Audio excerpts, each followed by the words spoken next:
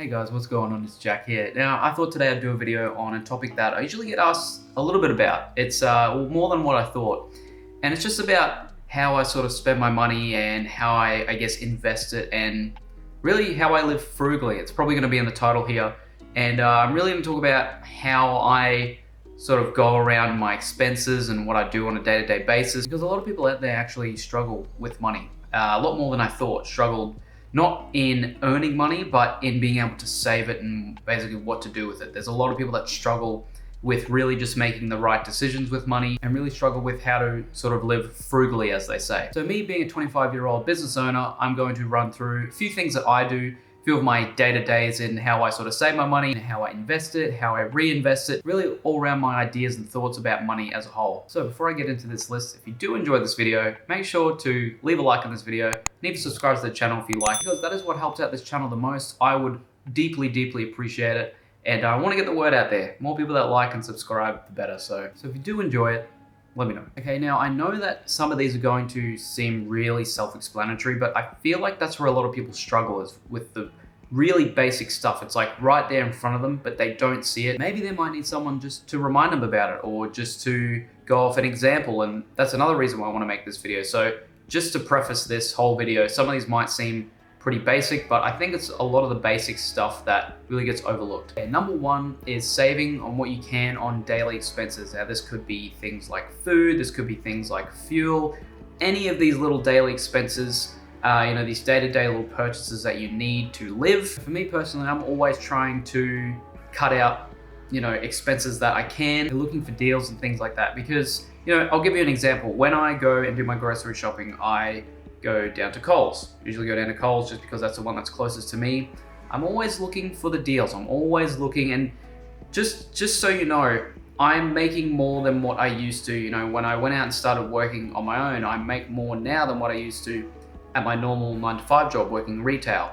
But I'm still, more than ever, I do this more than what I was when I made less. I'm still trying to save every dollar that I can because I'm trying to save my money. So I'm always looking for the deals. At Coles, whether it's like 2-for-1 specials, whether it's just the cheap home brand options, whatever it may be. When it comes to food and other little expenses that you need day to day, I am looking for all the best deals that I can. Now when it comes to things like fuel and even the location where I'm living at now, I'm living in a different place than what I used to a year ago. And even though it's a little bit more expensive to live here, it's not too much more expensive, but it is a little bit more expensive than the place that I was renting. But there's a couple of reasons why I chose the location where I'm living now. So one of them being because I wanted to be close to the city. I've never really lived in the city before. I grew up in more of like a basic smaller town.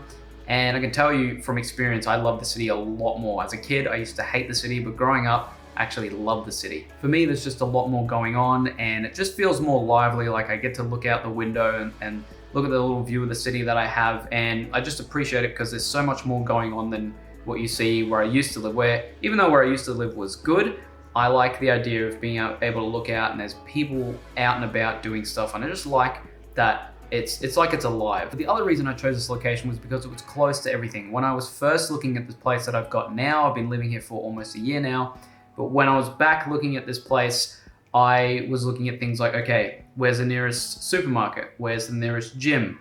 And anything else, if I needed it, I wanted to make sure that it was close by. Because I live in an apartment block, when I was getting a tour of the place, I was just asking questions like, okay, is there a supermarket nearby? What's the area like? Is it a nice place to live? All that kind of thing, just the basic questions that you usually ask. I also did research on Google Maps as well, and I noticed that, okay, there was a Coles 300 meters down the road from me, and there was a gym that was like a 2 to 3 minute walk. And for me, that's my basic necessities. For me, I work from home. And also for me, you have to realize with this video that I'm making that I live on my own. So my responsibilities are gonna be a lot different to, say, if you have a partner or if you have a family. For me, it's a lot easier because I only really need to figure out my expenses and really my needs. But for me, I was taking all that into consideration, and this whole location thing has saved me a ton on fuel. I don't really use my car only unless I'm going to see friends or family. If I'm visiting my parents or something like that, I use my car then. But apart from that, day to day, I'm not really using my car. I fuel up about $35 worth in fuel, maybe $40 worth in fuel every 2 months. So I'm saving so much on fuel. I just walk everywhere. It's great. And that's the reason why I chose this location and chose to be closer to the city. So second one is when I make purchases, say where I'm sitting now, I bought a new desk. When I make purchases, I want to make sure before I even make them, to see if there's a payment plan option available. I make sure that, okay, I am able to buy this outright. But even if I can buy it outright, I still go on the payment plan because I want to help myself in terms of cash flow. I'm never gonna know if there might be something that comes up, whether it's a medical issue, whether it's an emergency or something like that. I want to make sure that I haven't just taken out this chunk of money out of my account and that I'm just left with nothing. If something happens, if something comes up, then I want to make sure that I've got that money in my account to do something about it. So I know that there's a lot of debate with things like Zip Pay, Zip Money, Afterpay, with things like damaging your credit score and whatnot. So I don't use these options too much, but sometimes if they're a bit of a bigger price point than what I want to take out of my account all in one go, then I'll use that option just for the cash flow side of things. And it just gives me that ease of mind to say, okay, I can pay this in installments. Even though I can afford it outright, I would much rather prefer it to do it that way. Okay, so the next one here is living below my means. So when I say I'm living below my means, I mean that, okay, I bought one cutlery set when I first moved out of home about 2 years ago. I've kept that same cutlery set. It actually got to the point where my friends actually went out and bought me some plastic cutlery because they're like, dude, you need more cutlery. And I know for some people that might sound bad, but for me, it's like, okay, if I'm living on my own, I'm saving as much as I can. I'll show you something as well. So I bought this same pair of scissors here, the same pair of scissors I bought when I was moving out 2 years ago as well. It was about $10, probably not even. I've kept this same pair of scissors right here for everything. It's like whether I'm opening a packet, whether I've got a package, I open it up for that, whether I need to just cut zip ties or something or whatever.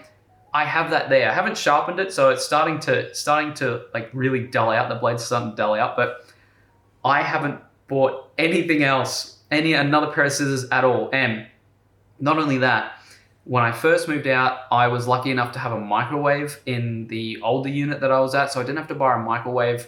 When I moved out of this one, when I was living at that last one, not only did I not have my own microwave, I had the one supplied there, but I didn't have a toaster either, so I was toasting my bread on the pan. Now, I could have gone out and bought a toaster, but I thought, why do I need to buy a toaster right now if what I've got suffices for what I want to do? So it's like, I didn't see the point in it. I had people get annoyed at me, friends hanging shit on me saying, why don't you just buy a toaster? Like, it makes your life so much easier. But I thought, I don't really want to have something else that I just lug around, where what I'm doing works anyway for me and I enjoy it. So it was only this year, or for Christmas, I actually got a microwave gifted to me by my parents. So I'm thankful for that. But for my toaster, I actually bought a toaster this year as well. I know I'm moving up in the world. I bought a $30 toaster from Amazon, and that was it. It was like, I don't need some fancy piece of equipment just to toast my bread. It's like, I'm looking for the deals. I'm only buying stuff when I really, really think that I need it. Because, I started toasting more bread, and then I thought, okay, I've been living at a home for like 2 years now. I should probably buy my own toaster. So I went and spent $30. It's like, why not? Now, this is the same thing with things like clothes. I always look for deals on clothes. I don't necessarily buy designer brands. Sure, I've got like a nice coat for winter. I've got a couple of jackets and whatnot, and some nice shoes, some pants just for when I go out. But the majority of stuff that I buy, like right now, I'm wearing something that I've had for years and years and years. I think I got this one overseas, but it was still very inexpensive, this hoodie. And for my, clothes, because I like to go to the gym a lot, for my clothes, I look at places like Big W, Target. I look at really cheap deals on Amazon. I don't go to Nike and spend $150 on a pair of pants or a top.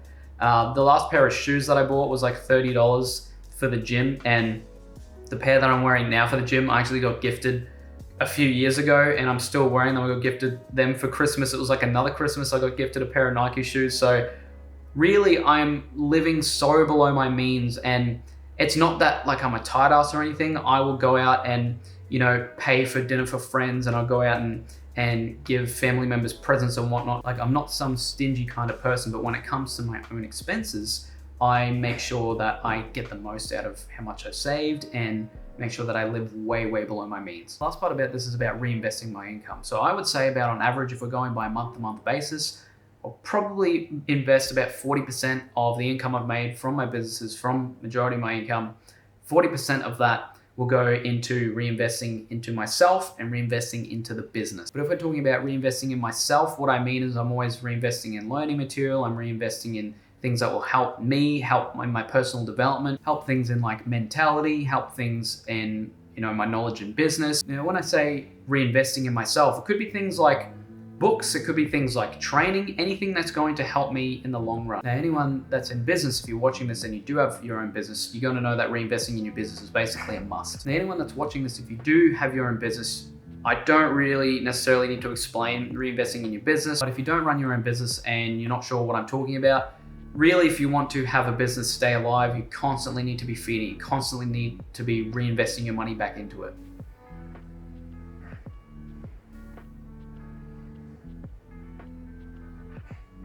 So that's the basics of it. Now, I know a lot of people talk about living frugally.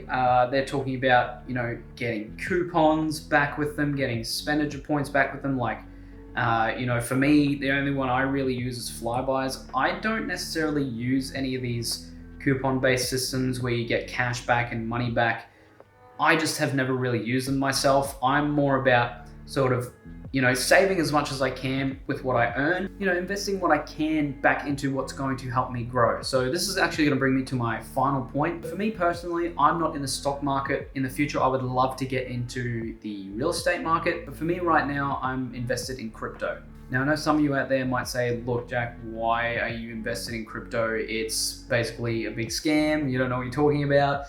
Why? Look, for me, I know that crypto may or may not be a long-term thing, but I'm smart enough to know that right now, you can make money out of this. You can actually make money out of crypto if you have the right investments, if you time it right, and if you actually have some back knowledge on what crypto is as a whole as well. So I'm not necessarily going to go over my full crypto portfolio and what I've invested in. I really haven't invested that much, but I can tell you that I've almost made double what I've invested already, and I've only been investing since about February this year, middle of February this year.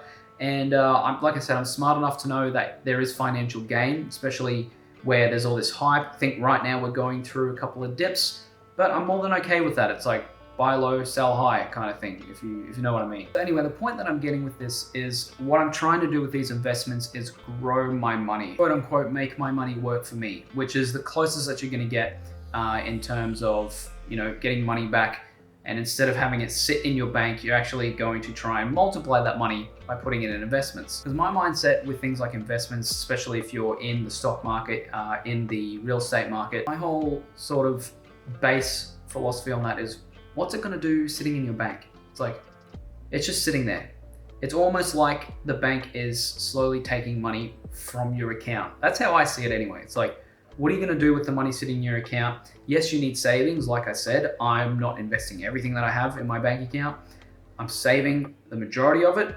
I'm reinvesting into myself, but then I'm also investing a portion of that into the stock market for myself. And then hopefully later on down the line, real estate, maybe the stock market, see what happens. I'm reinvesting that so I can grow it, so I can have more, so I can reinvest that again, and then just grow and grow and grow. Because my whole idea about money for me personally is taking the money that you can, earning as much as you can, saving as much as you can, investing in it, so then later on it can grow for you and you don't have to continually work at the same rate. It's like, okay, even if you love what you do, you want to get to a point where you've got money backed for things that you want to do in life, you've got money backed for your family, for your future, all that kind of thing. You're not going to get there by working hard and not saving any money. So it's like living paycheck to paycheck. You're just working in a constant circle, in a constant motion where you're not going to get out. It's like one of those roundabouts in London where you just go around and around and around and you never get out. It's like, no, I would rather work hard, save my money, reinvest it in myself to keep growing, and then make investments as well from portions of that, so that I can actually, quote, make my money work for me over time, and I can actually multiply that and grow it. So I know this was a bit of a scattered video, but I'm gonna leave it there. And that is my outlook on money anyway, because I know for me, money is hard to come by. It's like you gotta work for it. For everyone, it's hard to come by. So my whole sort of philosophy on this is, you work so hard to get the money. Why are you going and spending it on things that you don't really need? Why are you going and spending it on these nice luxury things just to impress people. It's like, I know the quote is, you buy dumb shit to impress people you don't even like. And that's very, very true. It's like, I don't buy anything to impress anyone. All the purchases I make are either things that I genuinely need or things that I personally like. It's like things that I'm personally going to get joy out of.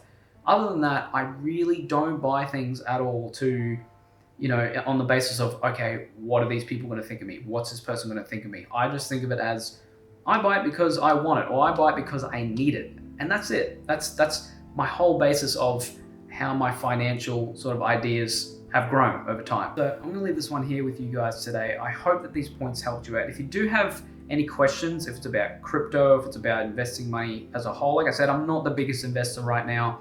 I'm just trying to be as smart with my money as I can. Been running my own business for about 3 years now, so I do know a little thing or two about money and about saving it and about how to reinvest it in yourself. So if you do have any questions about that, let me know.